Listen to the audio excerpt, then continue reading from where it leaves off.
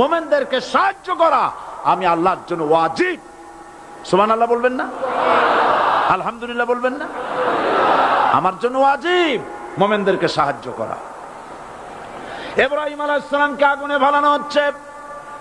হযরত জিবরাইল বলেন, ইব্রাহিম তোমাকে আগুনের ভিতরে ফেলানো হতেছে, আমার কাছে সাহায্য চাও, আমি তোমারে বাঁচায় দেব। হযরত ইব্রাহিম আলাইহিস সালাম তিনি বললেন, জিবরাইল আমার পরীক্ষা চলতেছে, আমাকে ডিস্টার্ব করো না, আমি তোমার কাছে সাহায্য কেন চাইব? আমি তো এমন কোন অন্ধ আল্লাহর ইবাদত করি না যিনি তার বান্দার দুঃখ দুর্দশা নিজের চোখে না দেখেন। পরীক্ষা পাস করছে না? পাস করছেন কিনা? হযরত ইব্রাহিম বলেন, শোনো জিবরাইল, আমি যদি আগুনের ভিতরে পড়ে যাই আর আগুনে পুড়ে যদি ভস্ম হয়ে যায়, আমার আল্লাহ যদি এতে খুশি হন, তাহলে আমি আমার রব্বুল আলামিনকে খুশি করার জন্য এভাবে 1000 বার পড়তে আমি রাজি আছি। ইব্রাহিম আলাইহিস সালাম আগুনের ভিতরে পড়ে গেলেন।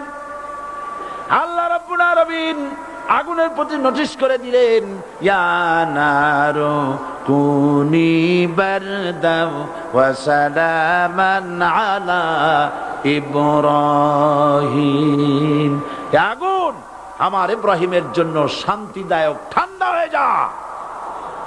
ইব্রাহিম আলাইহিস সালাম জ্বলছেন, পুড়ে গেছেন।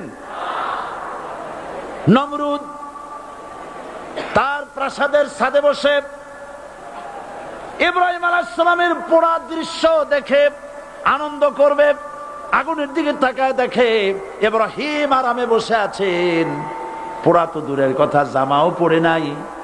ও ডাক দিয়া বলে, রে আগুন, গোটা জাতি নিয়ে তোর পূজা করলাম, আমার দুশমন কেন জ্বালাইতে পারিস না? তোর জ্বালানো শক্তি কি নষ্ট হয়ে গেছে নাকি? আগুনের ভিতর থেকে আওয়াজ বেরিয়ে এলো, নমরুদ, আমার ভিতরে দাহ্য শক্তি, জ্বালানো শক্তি আছে কি নাই যদি প্রমাণ করতে চাও, টেস্ট করতে চাও, তুই নিজে আয়, তোরে সুদ্ধা তাম দুনিয়া জ্বালাই দিতে পারি, ইব্রাহিমের এক গাছা পশম জ্বালাইতে পারি না।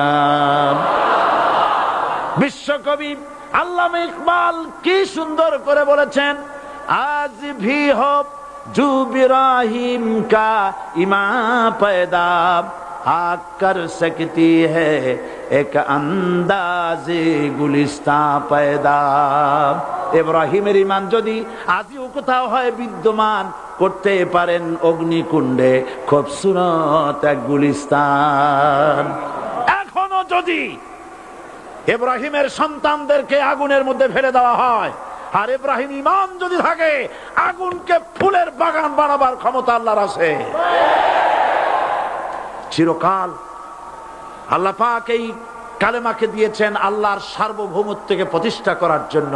আয়াতুল কুরসি শুধু পড়ে বুকে ফু দেওয়ার জন্য